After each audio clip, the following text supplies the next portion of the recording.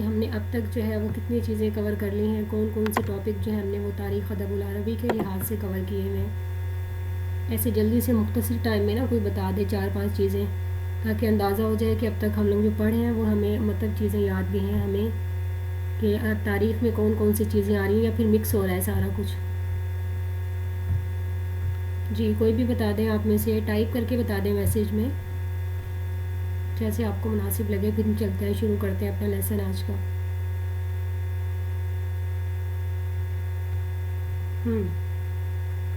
چلیے میں ریپیٹ کر دیتی ہوں، ٹھیک ہے۔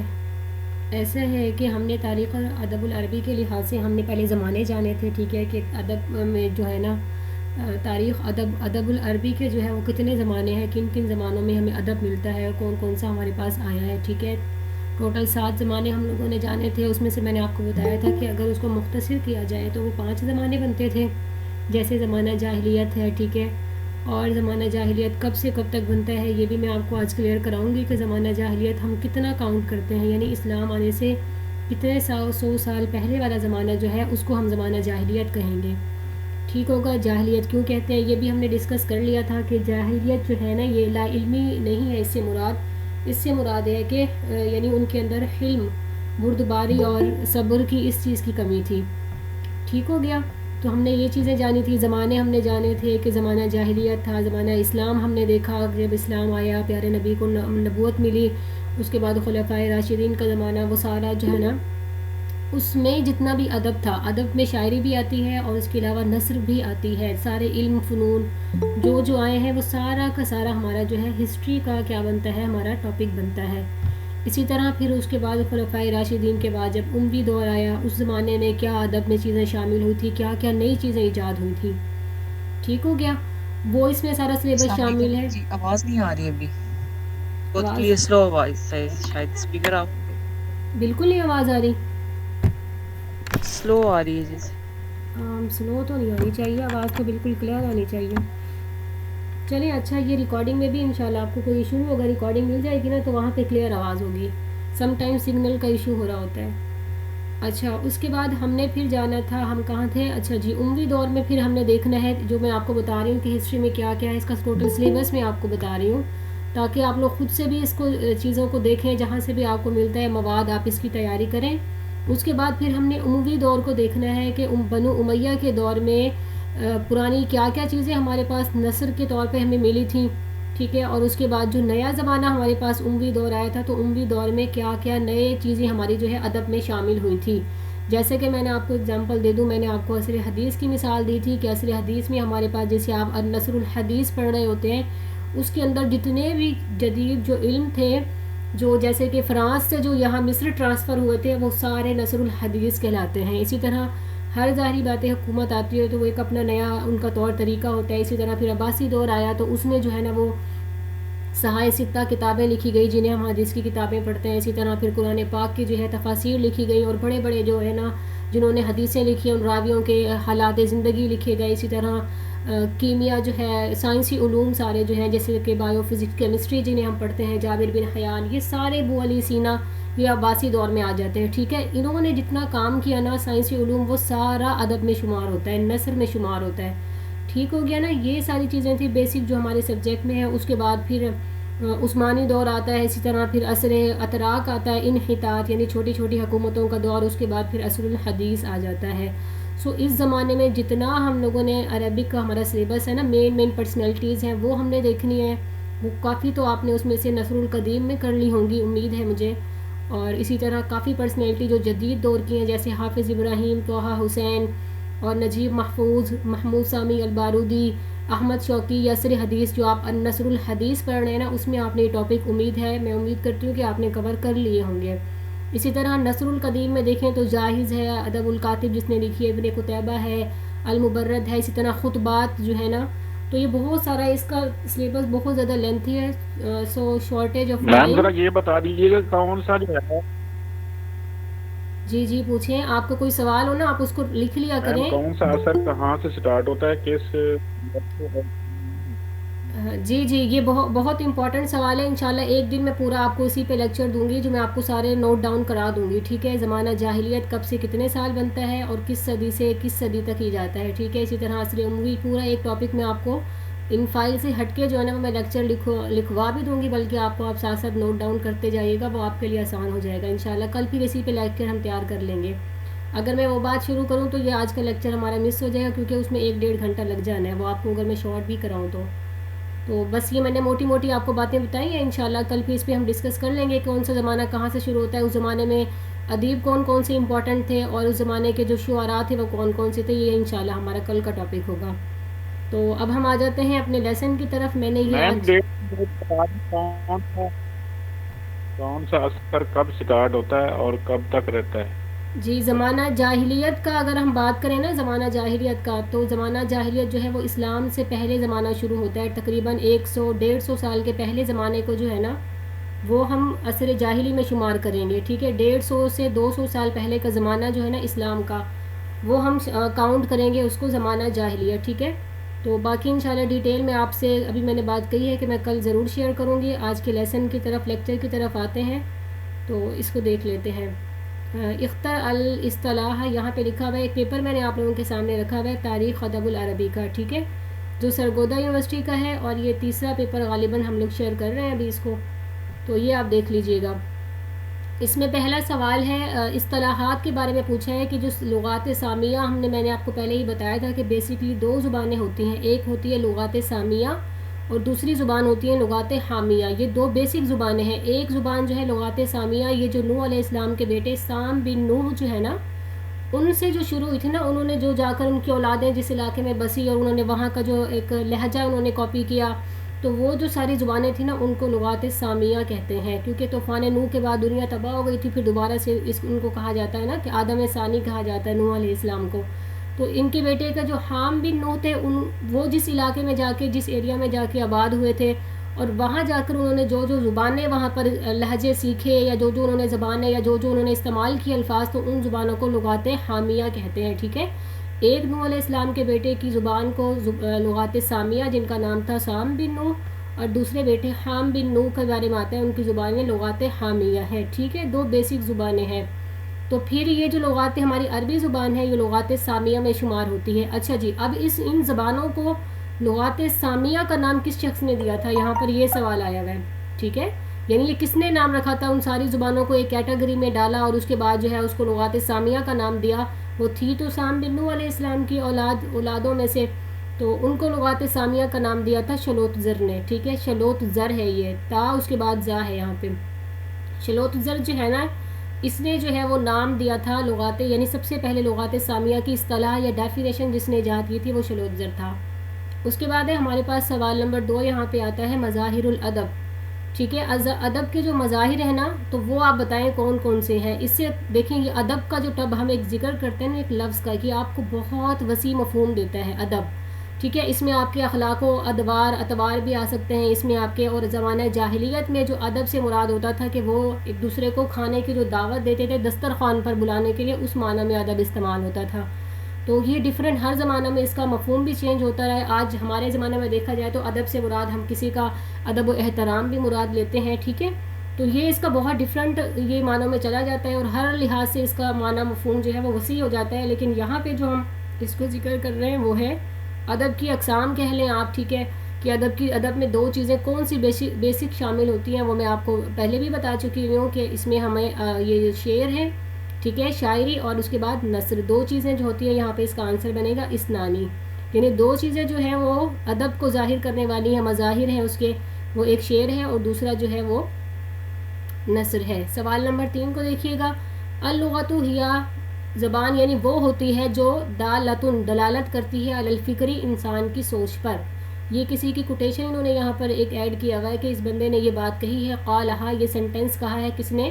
ہندی دولاکر نے. ٹھیک ہے، اور یہ ابن جنی کے بارے میں آتا ہے. یہ بھی بہت بڑے لغوی ہیں، لغوی کہتے ہیں جنہوں نے لغت کو ایجاد کیا. اور یہ آپ نے علم اللغہ جو پڑھا ہوگا، امید کرتی ہوں کہ وہاں پر آپ لوگوں نے چیزیں ساری پڑھ لی ہوں گی ابن جنی کے بارے میں بھی.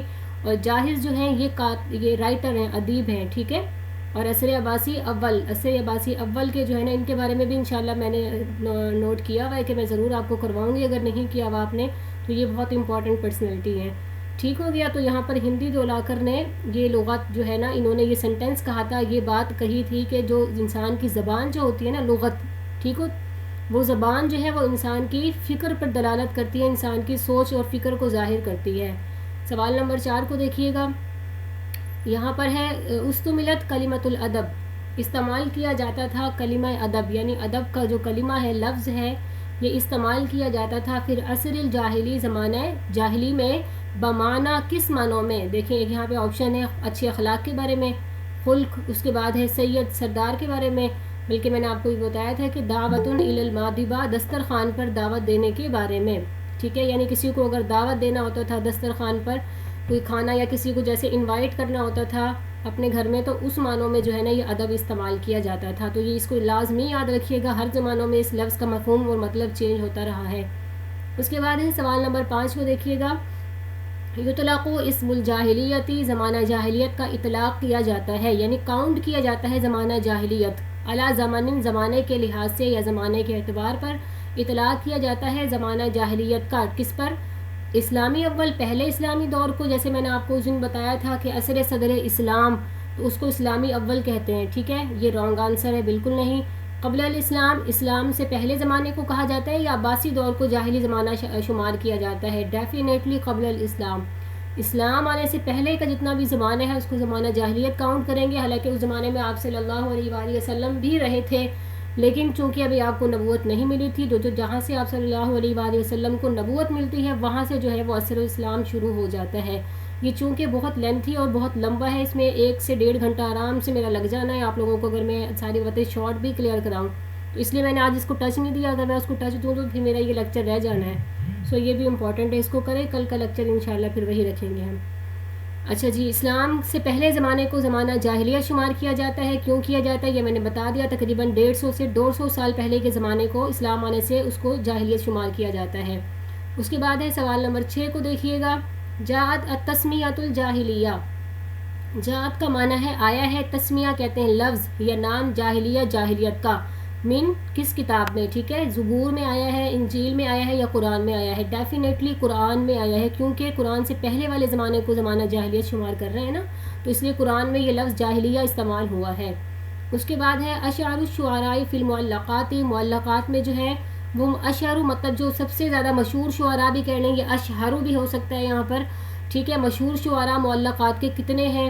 ٹھیک ہے، یا سب سے ٹاپ جو ہے شعراء معلقات میں. ویسے تو میں نے آپ کو اس دن معلقات جب میں نے آپ کو کرائے تھے میں نے بتایا تھا کہ اس کے بارے میں نا ڈفرینٹ کالز ہیں. کوئی کہتا ہے کہ یہ 5 تھے، مطلب یہ 5 شاعر ایسے تھے جنہوں نے معلقات اپنے قصیدے لکھے تھے. کوئی کہتا ہے کہ جی 7 تھے، کوئی کہتا ہے یہ 9 تھے، یہاں تک بھی ان کی تعداد جاتی ہے. ٹھیک ہے، لیکن دیکھیں اس میں صرف انہوں نے 5 کا آپشن دیا ہے، 5، 7 یا 9. تو لہٰذا ہم جو ہے اس میں آپشن کو ٹک کریں گے 5 کو. ٹھیک ہے، یعنی جو 5 جو تھے وہ ٹاپ 5 جیسے ہم کہہ سکتے ہیں، وہ شعراء معلقات تھے. اس کے بعد ہے ولد امراء القیس. یہ سوال ہم نے لانگ میں کر لیا ہوا تھا کہ امراء القیس پیدا ہوا تھا. ہاں جی، قبل المیلادی، بعد المیلادی، یا پھر فی عہد الاسلام، زمانہ اسلام میں. تو ڈیفینیٹلی یہ جاہلی شعرا تھا. ٹھیک ہے، جاہلی شاعر تھا. تو یہ کب پیدا ہوا تھا؟ میلادی، قبل المیلادی. ٹھیک ہے،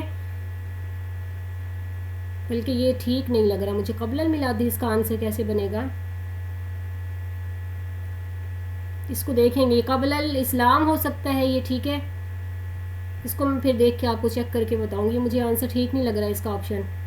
اس کے بعد ہے جی نشا امراء القیس. امراء القیس نے پرورش پائی تھی. ٹھیک ہے، کب پرورش پائی تھی اور کیسے پرورش پائی تھی یہ ہم نے پڑھا تھا. اس نے ناز و نعمت میں پرورش پائی تھی، چونکہ اس کا والد جو ہے وہ بادشاہ تھا قبیلہ بنی اسد کا، لہٰذا اس کو عیش و عشرت کرنا، عیاشیاں، یہ چیزیں پسند تھی، لہٰذا اس نے عیش و عشرت والی نشاۃ ناعمۃ، ناعمہ کہتے ہیں نعمتوں والی، اس نے زندگی گزاری ہے. اس کے بعد ہے کان امراء القیس حین بلغہ، جب وہ پہنچا، حین کان امراء القیس، امراء القیس تھا، حین بلغہ خبر قتل ابیہ. ٹھیک ہے، اس کو اس کے باپ کے قتل کی خبر کب پہنچی تھی؟ ٹھیک ہے، وہ کہاں تھا، کس وقت، وہ کس جگہ پہ تھا جب اس کے پاس خبر پہنچی قتل ابیہ، اس کے باپ کے قتل کی. تو یہاں سے ہم نے پڑھا تھا دمون کا علاقہ تھا. ٹھیک ہے، دمون کے علاقے میں وہ مقیم تھا جب اس کو اس کے باپ کے قتل کی خبر پہنچی، اور یہ دمون کہاں ہوتا ہے یہ میں آپ کو جو بتایا تھا، حضر الموت کا علاقہ یہ بنتا ہے، ٹھیک ہے، آج کل جو وہاں پہ دمون کی جگہ پہ حضر الموت اس کو کہتے ہیں۔ تو یہاں تک یہ ہم نے اس کے شارٹ کر لی ہیں۔ اس میں ایک لانگ جو ہے نا وہ بہت امپورٹنٹ آیا ہوا ہے، تو وہ اس میں شارٹ بھی ہے، تو میں نے سوچا یہاں سے میں آپ کو کروا لیتی ہوں، ان کے بارے میں تھوڑا سا میں پہلے آپ کو بتا دوں۔ یہاں پہ جی یہ ہمارے پاس ایک آتے ہیں قس بن سعدہ الایادی، بہت امپورٹنٹ پرسنالٹی ہے، اور اکثر پیپر میں جو ہے نا یہ ریپیٹیڈ کوشچن بھی آ رہا ہوتا ہے لانگ میں کہ قس بن سعدہ الایادی کو بتائیں۔ یہ آپ کا ہسٹری کو بھی کور کرتا ہے سوال، اور یہ سوال آپ کا جو ہے نا وہ نصر القدیم کو بھی ٹچ کرتا ہے، ٹھیک ہو گیا، نصر القدیم میں بھی آپ کا یہ سوال آ سکتا ہے، یہی سوال آپ کا ہسٹری میں بھی آ سکتا ہے۔ قس بن سعدہ الایادی کے بارے میں پہلے میں تھوڑا سا آپ کو بتا دوں تاکہ آپ کا کنسیپٹ کلیئر ہو، اور پھر آپ کو یہ عربک میں پڑھنا اور سمجھنا آسان لگے۔ یہ زمانہ جاہلیت کا خطیب تھا، ٹھیک ہے، قس بن سعدہ الایادی اور ایک عمر بن معدی کرب، یہ دو مشہور خطیب تھے زمانہ جاہلیت میں، اسلام سے پہلے جو خطیب تھے، ٹھیک ہے، شعراء بھی ہوتے تھے اور اس کے بعد خطباء بھی ہوتے تھے، تو لہٰذا یہ خطیب تھے۔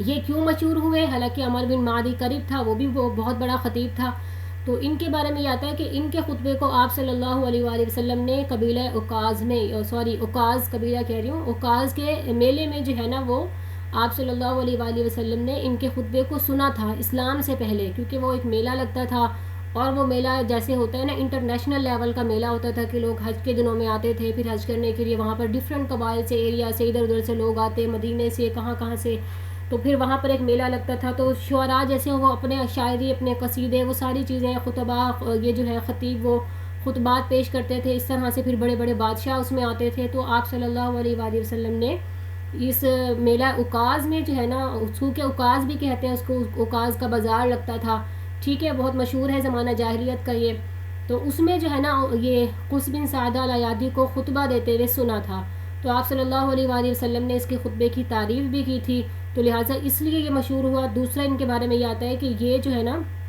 کیونکہ اس وقت تو اسلام تھا نہیں، لیکن ان کے خطبوں سے یہ چیز ظاہر ہوتی ہے کہ یہ اللہ اور اللہ تعالیٰ کی طرف دعوت دینے والے تھے، ٹھیک ہے، یعنی لوگوں کو اللہ سے ڈراتے تھے، ان کو بتاتے تھے کہ آخرت ہے، اس پر یقین رکھو، انصاف کی باتیں کرتے تھے، حکمت کی باتیں کرتے تھے، ٹھیک ہو گیا۔ ان کے بارے میں یہ آتا ہے۔ تیسرا ان کے بارے میں یہ آتا ہے کہ انہوں نے جو ہے نا وہ سب سے پہلے جو خطبے میں اکثر خطیب پڑھ رہے ہوتے ہیں نا، نحمدہ و نصلی علی رسولہ الکریم، اما بعد کا جو لفظ استعمال کرتے ہیں نا، اما بعد، تو یہ وہ پہلے خطیب ہیں جنہوں نے یہ لفظ استعمال کیا تھا اما بعد کا، ٹھیک ہو گیا، اور اس وجہ سے بھی یہ مشہور ہے کہ سب سے یہ وہ پہلے خطیب تھے جنہوں نے بلند جگہ پر کھڑے ہو کر خطبہ دیا تھا، ٹھیک ہو گیا، اور ان کے بارے میں یہ بھی آیا تھا یہ پہلے خطیب وہ ہیں جنہوں نے ٹیک لگا کر اپنی تلوار سے یا اپنی وہ عصا لاٹھی سے ٹیک لگا کر خطبہ دیا تھا، تو اس لیے بھی یہ مشہور ہو گئے، ٹھیک ہے، یا تو یہاں پر ان کی کچھ خطبات کے کچھ نمونے بھی دیے ہوئے ہیں، وہ ہم دیکھیں گے، اور اس کے بعد جو ہے نا ان کا اسلوب دیکھیں گے، اور مختصر سا ان کے حالات زندگی کے بارے میں ہم جانیں گے۔ اور ان کے بارے میں یہ بھی آتا ہے کہ یہ کیسر کے دربار میں جایا کرتا تھا، تو کیسر جو تھا، کیسر روم جو تھا، روم کا جو اس وقت بادشاہ ہوتا تھا، تو وہ اس کو جو ہے نا اس کا بڑا عزت احترام کیا کرتا تھا زمانہ جاہلیت میں، لیکن پھر بعد میں جو ہے نا اس نے کنارہ کشی اختیار کر لی اور اللہ اللہ کرنے لگ گیا اور ایک طرف ہو گیا تھا، ٹھیک ہے، اور اس کی عمر میں تقریباً اس کو بتاتے ہیں 600 میلادی میں جو ہے نا اس کی وفات ہوئی ہے، 600 میلادی میں، اور اس کی پیدائش کا جو ہے نا وہ کوئی معلوم نہیں ہے اتنا کہ کب پیدا ہوا تھا، لیکن اس کی وفات بتائی جاتی ہے کہ 600 میلادی میں اس کی وفات ہوئی تھی۔ ابھی ہم اس کو دیکھ لیتے ہیں ترجمے میں۔ قس بن سعدہ الایادی جو ہے ہوا قس بن سعدہ بن عمر، ٹھیک ہے، وہ کون تھا؟ قس ان کا نام تھا، سعدہ جو ہے ان کے والد کا نام تھا، وہ آگے ان کے دادا کا نام عمر تھا، ٹھیک ہو گیا۔ وقیلہ اور کہا جاتا ہے مکان عمر کی جگہ پر شمر، ان کے دادا کا نام شمر بھی بتایا جاتا ہے، ٹھیک ہے، بس یہاں تک اس کو کیجیے گا، آگے ان کا حسب و نسب یاد کرنے کی اتنی ضرورت نہیں ہے، اور یہ بتا دیجیے گا یہ قبیلہ ایاد سے تھے، ٹھیک ہے، ایادی، یہ والا جو لفظ ہے نا یہ لازمی لکھیے گا، ان کا قبیلے کا نام ہے، یہ قبیلہ ایاد سے تھے، باقی آگے دیکھیں ان کے دادا، ان کے پردادا، اتنا ضروری نہیں ہے۔ اس کے بعد یہاں پہ ہے خطیب العرب، ٹھیک ہے، یہ عرب کے مشہور خطیب تھے، وشاعرها، اور اس کے شاعر بھی تھے، یعنی ان کے بارے میں یہ آتا ہے کہ یہ شاعر بھی تھے اور یہ کیا تھے؟ خطیب بھی تھے۔ اسی طرح وہ حلیمها، ٹھیک ہے، وہ حکیمها، اور وہاں کے کیا تھے؟ حکمت یعنی حکیم تھے، قاضی تھے، اور سرپنچ جیسے کہتے ہیں کہ لوگ ان سے اپنے فیصلے کروایا کرتے تھے، مشہور حکیم تھے وہاں کے۔ تو اسی طرح جو ہے نا یہ اس شاعر تھے، حکیم تھے، اور کیا تھے؟ سرپنچ تھے وہاں کے۔ وہو اسقف نجران، ٹھیک ہے، اور یہ نجران کے پادری تھے، ٹھیک ہو گیا، نجران کا علاقہ جو تھے وہاں کے یہ پادری تھے۔ اس کے بعد ہے یقالو انہو اول من علی شرف و خطبن علیہ، ٹھیک ہے، یقالو کہا جاتا ہے انہو اولو کہ بے شک یہ پہلا وہ شخص تھا من علا جو اس نے مطلب جس نے بلندی پر چڑھا، علی شرف و خطبہ علیہ اور اس نے کیا کیا، کھڑے ہو کر بلند جگہ پر کیا دیا، خطبہ دیا، وہ اول من قال فی کلامہ اور یہ وہ پہلا شخص تھا جس نے کہا اپنے کلام میں یعنی اپنے خطبے میں اما بعد کا لفظ استعمال کیا، وہ اول اور یہ وہ پہلا شخص تھا من اتقا جس نے کیا کیا، ٹیک لگایا، عند خطبتہ اپنے خطبہ کے وقت، علی السیف تلوار سے، او عصا یا پھر اپنے عصا یعنی لاٹھی سے جس نے ٹیک لگائی، یہ وہ پہلا شخص تھا، وقد نسب الیہ قولہ اور اس کی طرف منسوب کیا جاتا ہے آپ صلی اللہ علیہ وسلم کا قول ہے، اسی کا قول ہے، وقد نسب الیہ اور منسوب کیا جاتا ہے اس کی طرف قول، یہ والی بات یعنی اس نے یہ بات بھی کہی تھی، یہ بھی مشہور ہے اور یہ اکثر ضرب المثل کے طور پہ یہ پیپر میں آتی بھی ہوتی ہے نصر القدیم میں، ٹھیک ہے، البینۃ یعنی گواہ پیش کرنا، اعلیٰ اس شخص کے ذمہ ہے، من ادا جو دعویٰ کرے، والیمین اور قسم کھانا اس کے ذمہ ہے، من انکرا جو انکار کرے، یعنی جو شخص دعویٰ کرے کسی بات کا اس کو چاہیے کہ وہ گواہ پیش کرے، اور جس شخص کے اوپر دعویٰ کیا جا رہا ہے اگر وہ اس کو چاہیے کہ وہ جھوٹ نہ بولے، اگر وہ سچا ہے تو وہ قسم کھائے، ٹھیک ہو گیا، یہ اس کے بارے میں ایک مثال یہ بھی لازمی ایڈ کیجیے گا۔ اس کے بعد ہے ادرکہ رسول اللہ صلی اللہ علیہ وآلہ وسلم قبل النبوتی، آپ صلی اللہ علیہ وسلم نے اس سے نبوت سے پہلے ان کی ملاقات ہوئی تھی، اور آپ نے اس کو کہاں دیکھا تھا، بیوکازن، اوکاز کے میلہ میں، اوکاز کے بازار میں، فکان یأثر عنہ کلاما سمعہ منہ، آپ صلی اللہ علیہ وسلم ان سے متاثر ہوئے تھے ان کے کلام سے جو آپ صلی اللہ علیہ وسلم نے ان سے سنا۔ اچھا جی، اس کے بعد یہاں سے آتا ہے وسئل عنہ فقال رسول اللہ صلی اللہ علیہ وآلہ وسلم، اور آپ صلی اللہ علیہ وآلہ وسلم سے سوال کیا گیا، سئل عنہ یعنی آپ صلی اللہ علیہ وسلم سے سوال کیا گیا یا پوچھا گیا بھئی قس بن سعدہ کا کیا ہوگا، یعنی وہ تو مسلمان نہیں ہوا تھا، کیا ہوگا، اس کا کیا بنے گا، تو آپ صلی اللہ علیہ وآلہ وسلم نے فرمایا تھا کہ یحشر امتا واحدہ، یعنی میں امید کرتا ہوں کہ اللہ تعالیٰ اس کو ایک قوم کی جگہ پر اٹھائے گا، ٹھیک ہے، یعنی وہ اکیلا ایک قوم کی جگہ پر اٹھے گا، یہ بھی قول آپ نے لازمی ایڈ کرنا ہے۔ اس کے بعد یہ واقعہ آ رہا ہے، اس کو ایڈ کر لیں تو ضروری ہے ورنہ اتنا ضروری نہیں ہے، ٹھیک ہو گیا، آگے سے اس کے خطبہ جو آ رہا ہے نا یہ لازمی ایڈ کیجیے گا۔ اس کے اندر بتایا جا رہا ہے کہ ایک دفعہ آپ صلی اللہ علیہ وسلم کے پاس نا قبیلہ ایاد کا جو ہے نا وہ ایک وفد آیا، لما قدم وفد ایاد علی النبی صلی اللہ علیہ وآلہ وسلم، آپ صلی اللہ علیہ وسلم کے پاس قبیلہ ایاد کے کچھ لوگ آئے تو آپ نے ان سے پوچھا ما فعل قس بن سعدہ، قس بن سعدہ کا کیا بنا، یعنی وہ کیسا ہے، تو قالو تو لوگوں نے کہا ماتا یا رسول اللہ کہ وہ وفات پا گیا اللہ کے رسول، تو آپ صلی اللہ علیہ وسلم نے پھر ان کے لیے یہ کلمات کہے تھے کہ میں نے اس کو یہ دیکھیں اوکاز کے قبیلے میں بازار میں دیکھا تو مجھے اس کا کلام بڑا اچھا لگا، کسی کو اگر اس کا کلام یاد ہو تو سناؤ، تو یہ ساری بات ہے۔ پھر ایک شخص نے کہا فقال رجل من القوم، اس نے کہا کہ مجھے اس کا کلام یاد ہے اللہ کے رسول، میں آپ کو سناؤں، آپ نے کہا ٹھیک ہے سناؤ، تو اس نے یہ کلام سنایا تھا خطبہ، ٹھیک ہے، بہرحال یہ خطبہ اس نے سنایا یا اس نے قس بن سعدہ نے پڑھا ہی ہوگا، تو لیکن یہ مشہور ہے، ٹھیک ہے، اس کو لازمی آپ نے ایڈ کرنا ہے، جتنا آپ اس کو یاد کر سکیں، 3-4 لائنیں یاد کر لیں تو یہ آپ کے لیے کافی ہو جائے گا، یعنی آپ اس کو ٹچ ضرور دیجیے گا۔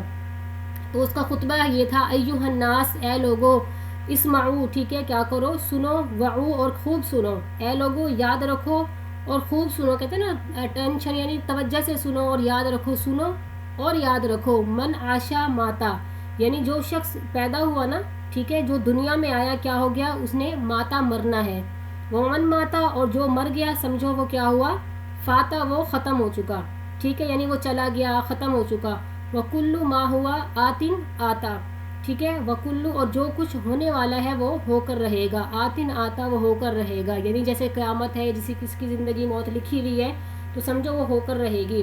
لیلو داجن یعنی جو یہ رات ہے، تاریک رات، لیلو کا مطلب ہے رات، داجن کا مطلب ہے تاریک، یہ تاریک رات، و سماء ذات ابراجن اور جو ہے یہ آسمان برجوں والا، ٹھیک ہے، و بہارن تزخرو اور یہاں پر اس نے سمندر کا بتایا ہے کہ سمندر جو ہے نا ٹھاٹھے مارتا ہوا سمندر، اور یہ چمکتے ہوئے ستارے، وضوء و ظلام یہ روشنی اور یہ اندھیرا، اسی طرح و بر الاسامی ساری چیزوں کا اس نے ذکر کیا ہے، کھانا پینا، کپڑے پہننا، یہ ساری باتیں جہاں تک آپ اس کو یاد کر سکیں آپ اس کو یاد کر لیں، ٹھیک ہے، یعنی اس نے ساری چیزوں کا ذکر کیا کہ یہ نعمتیں، کھانا پینا، انسان کا چلنا بیٹھنا اٹھنا، یہ سب کچھ کیا ہے، مالی ارن ناسا یذهبون ولا یرجون، کیا ہو گیا ہے کہ میں لوگوں کو دیکھتا ہوں کہ وہ چلے جاتے ہیں، یذهبون ولا یرجون اور وہ لوٹ کر نہیں آتے، یعنی وہ مرنے کا بتا رہا ہے، ٹھیک ہو گیا نا، وہ ارزو بالمقام فقاموا یا تو وہ راضی ہو گئے وہاں پر رہنے کے لیے سو وہیں رکے ہوئے، ٹھیک ہو گیا نا. یا پھر انہوں نے وہاں پر رضامند ہو گئے تو وہ لہٰذا وہ واپس نہیں آ رہے, یا پھر وہ ہمیں چھوڑ کے چلے گئے, تو اس نے یہ سارے الفاظ بولے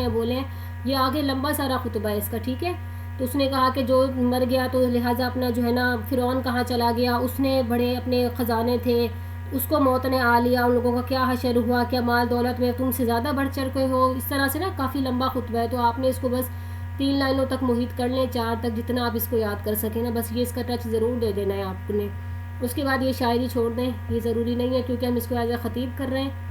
اور پھر اس کے بعد یہاں سے دیکھ لیں, آپ صلی اللہ علیہ وآلہ وسلم نے جب اس کے اشعار سنے نا, اس کا خطبہ جب سنا, تو آپ نے فرمایا یرحم اللہ قسن, ٹھیک ہے, اللہ تعالیٰ رحم کرے کس پر, کس پر اللہ تعالیٰ رحم کرے. انی لارجو, بے شک میں امید رکھتا ہوں, ان یبعثوا یوم القیامت امتا واحدہ, کہ وہ قیامت کے دن ایک امت کے طور پر اٹھایا جائے گا, ٹھیک ہے, ایک امت کے طور پر اس کو اٹھایا جائے. اور اس کے بعد اس کو بھی چھوڑ دیں, یہ بھی اتنا ضروری نہیں ہے واقعہ, آپ کو یاد کرنے میں پرابلم ہو جانی ہے پھر. اور اس کے بعد یہاں پر آ جائیں, دیکھیں یہ سیم وہی بات ریپیٹ ہوئی ہے, یرحم اللہ قسن. اس کے بعد پھر آپ اس کا اسلوب دیکھ لیں, یعنی اس نے خطبات میں اس کا کیا خصائص ہے, یہ لازمی دیجیے گا ہیڈنگ, ٹھیک ہو گیا, یہ لازمی ہیڈنگ دیجیے گا اس کی.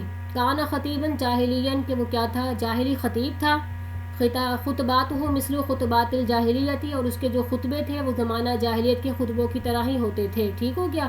لیکن اس کے اندر کیا تھا کہ وہ فصاحت اللسان تھی اس کے اندر بہت زیادہ, اور وہ بدیہات کا استعمال کیا کرتا تھا. اور اس کی جو ہے نا اس کے اندر افکار واضحۃ, کہ اس کی سوچ واضح ہوتی تھی, یعنی اس کے خطبوں سے پتہ چلتا تھا کہ اس کی تھنکنگ کیا ہے, اس کی کس سوچ کا وہ مالک ہے. صادقۃ عاطفہ, ٹھیک ہے, اور سچے خیالات ہوتے تھے. عاطفہ کہتے ہیں جذبات کو, صادقہ کا مطلب ہے سچے.